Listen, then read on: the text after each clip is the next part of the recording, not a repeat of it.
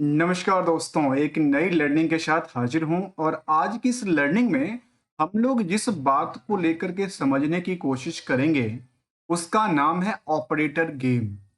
और operator game कैसे operate होता है उसको समझने की कोशिश करेंगे और किस तरह से स्पॉन्सर्ड किया जाता है, किस तरह से टारगेट फिक्स किया जाता है, किस तरह से एशल को लेकर के फोकस डाली जाती है, हर एक पहलू पे जानने की कोशिश करेंगे।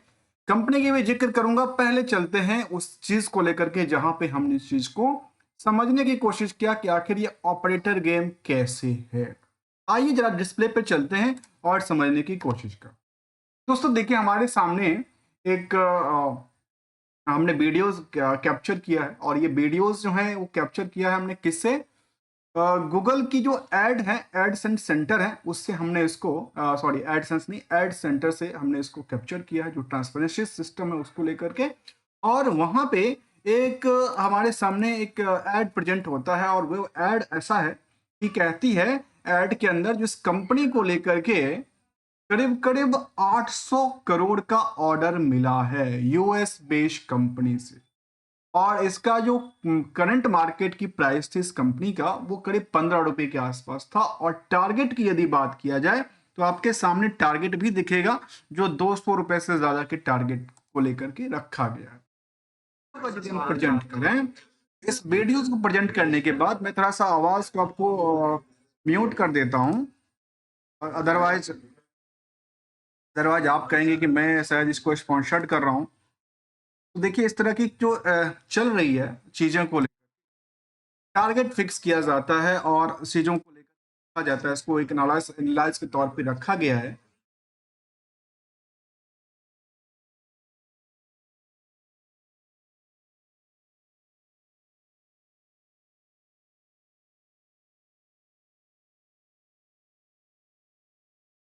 चलिए, आपने इतना सुन लिया, चलिए आइए जानने की कोशिश करते हैं क्या है, कैसे करती है। देखिए, एक स्पॉन्सर्ड किया जाता है एक पर्सन द्वारा और इसको ये टारगेट किया जाता है निवेशकों के मन में, जो शायद ये जो कंपनी है पल्सर इंटरनेशनल लिमिटेड, जो कंपनी गुजरात बेस्ड कंपनी है, अहमदाबाद में इसका रजिस्टर्ड ऑफिस है। और आश्चर्य की बात यह है दोस्तों, जो इस कंपनी का वेबसाइट तक भी नहीं है। जो इनकी लेटर हेड की बात मैं कर रहा हूं, इस लेटर हेड पे इनकी मोबाइल नंबर मेंशन है, ईमेल आईडी मेंशन है और लिस्टिंग का शेयर नंबर मेंशन है। निचले पैदान में चलते हैं तो कहीं वेबसाइट्स नहीं है। आखिर ये समझ में नहीं आया कि आखिर लिस्टेड कंपनी है, वेबसाइट्स नहीं है। सबसे पहली मुद्दा, अगले पड़ाव पे तक और वो समझने की कोशिश करते हैं जो आखिर इसमें हुआ क्या। क्या चीज 800 करोड़ का जो ऑर्डर मिला है, जो एक एनबीएफसी तौर पे कंपनी कामकाज करती है और ये कंप्लीटली कह सकते हैं कि ऑपरेट किया जाता है मार्केट में कुछ लुभावने बातों को लेकर के। सूत्रों से खबर मिली है जो स्टॉक में ये 800 करोड़ का इस कंपनी को ऑर्डर मिलेगा। पता नहीं ऑर्डर किस बात का मिलेगा। क्या ये जो एनबीएफसी वाली कंपनी है, ये ऑर्डर क्या ये ट्रेडिंग करती है या एनबीएफसी की सर्विस प्रोवाइड?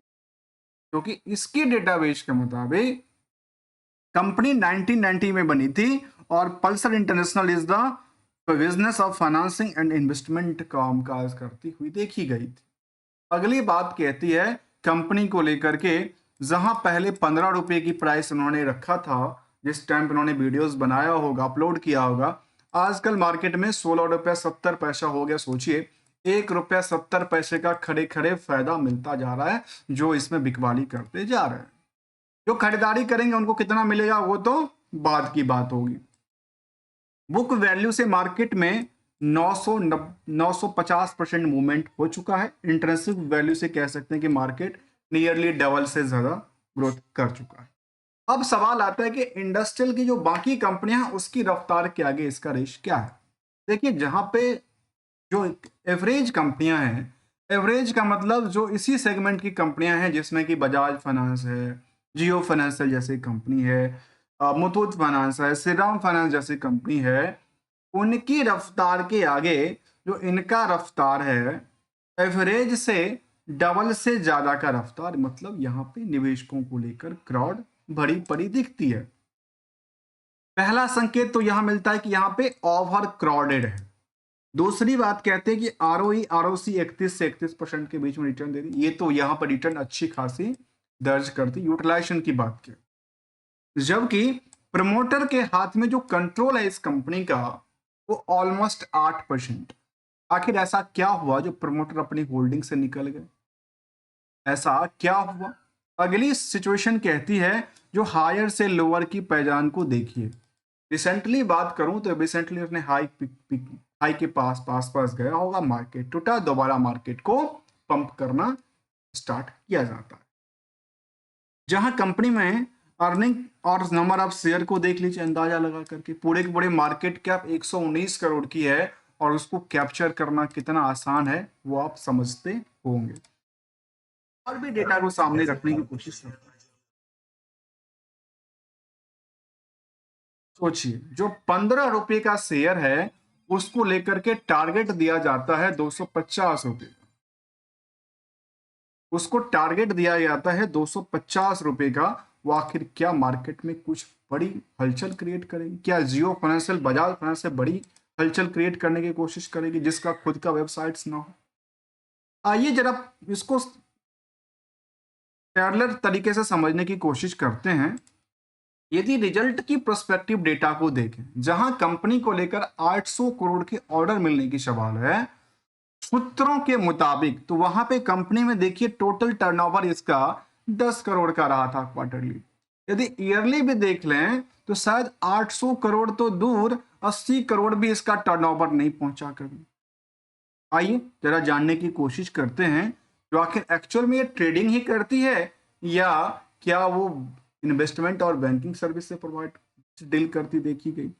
ईयरली ग्रोथ की तरफ आप देखेंगे तो सेल्स में सोचिए 48% से लेकर के 1900% की हलचल रही, लगातार वृद्धि वृद्धि वृद्धि, प्रॉफिट में लगातार वृद्धि दर्ज करती गई।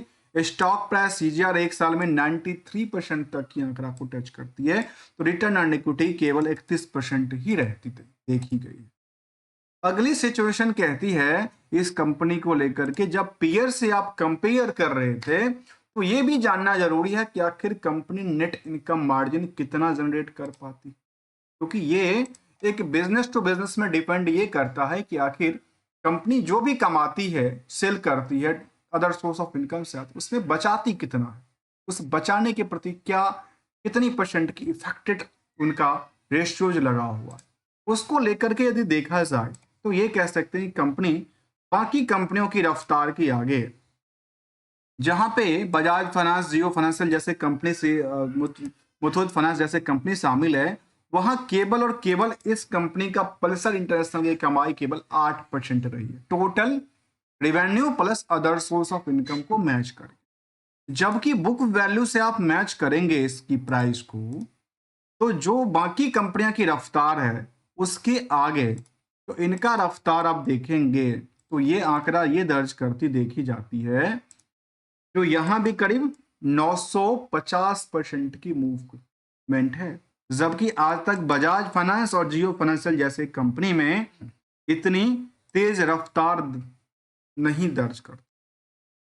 जबकि होल्डिंग का सवाल है तो एफआईडीआई की होल्डिंग को देखा जाए तो इसमें कोई भी ऐसा नहीं है, केवल केवल आम पब्लिक के पास 91% से ज्यादा होल्डिंग होल्ड करती थी।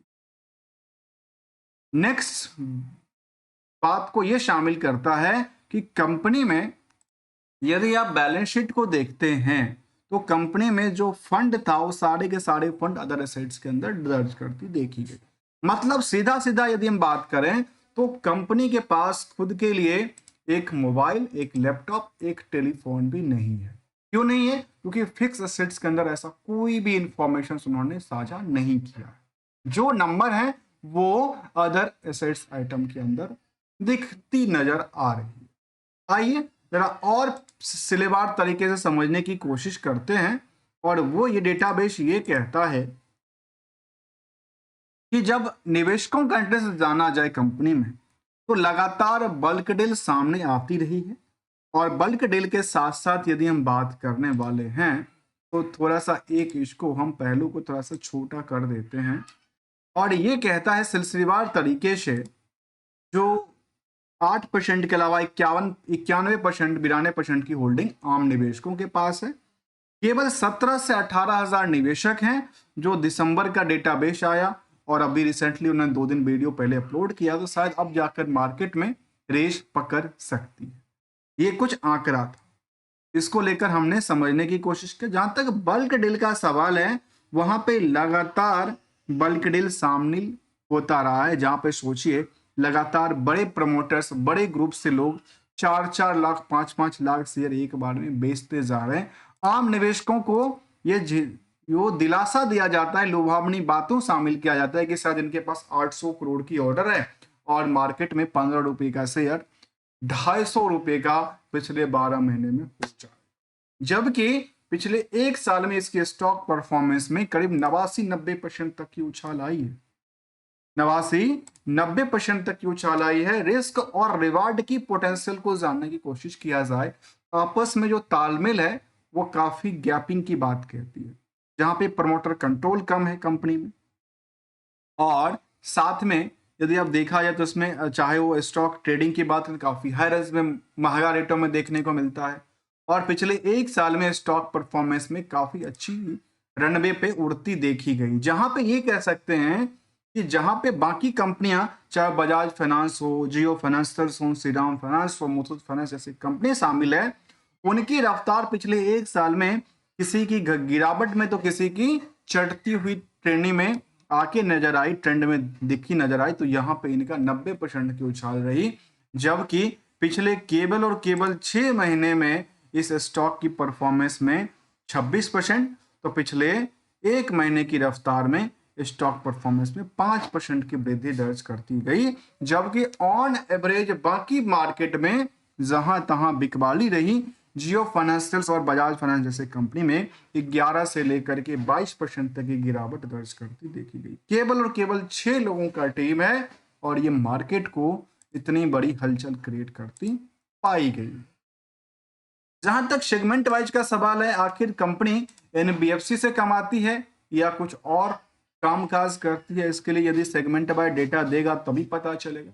आखिर यहाँ पे पता ही नहीं चला कि आखिर कंपनी ट्रेडिंग करती है या एनबीएफसी से बिलोंग करती है। यहाँ पे यदि हम बीएसई के डेटाबेस को माने तो ट्रेडिंग एंड डिस्ट्रीब्यूशन का कामकाज था और इनको 800 करोड़ का ऑर्डर मिलना, अर्थात अभी तक का हिस्टोरिकल रिकॉर्ड इस तरह का नहीं है। मार्केट में कंपनी ने अपने इंफॉर्मेशन ऐसा कोई भी साझा नहीं किया है जहां पे 800 करोड़ की जिक्र किया हो।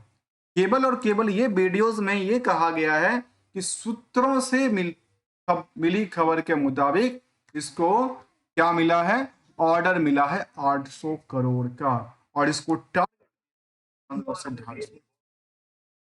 कितनी सफल, कितनी सटीकता से इसको वीडियोस बनाया जाता है, आम निवेशकों के पास पहुंचाया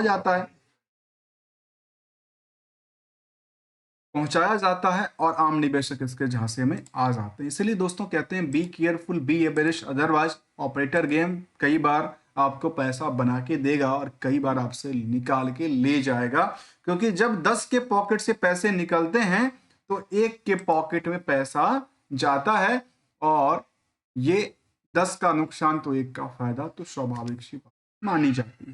दोस्तों, we are not an traders, not an advisers, only as a learner. यदि आपको वीडियो अच्छा लगा हो तो वीडियो को लाइक, चैनल को सब्सक्राइब करना मत भूलिएगा। मिलेंगे कुछ नई लर्निंग के साथ, तब तक के लिए थैंक्स फॉर द ज्वाइनिंग दोस्तों।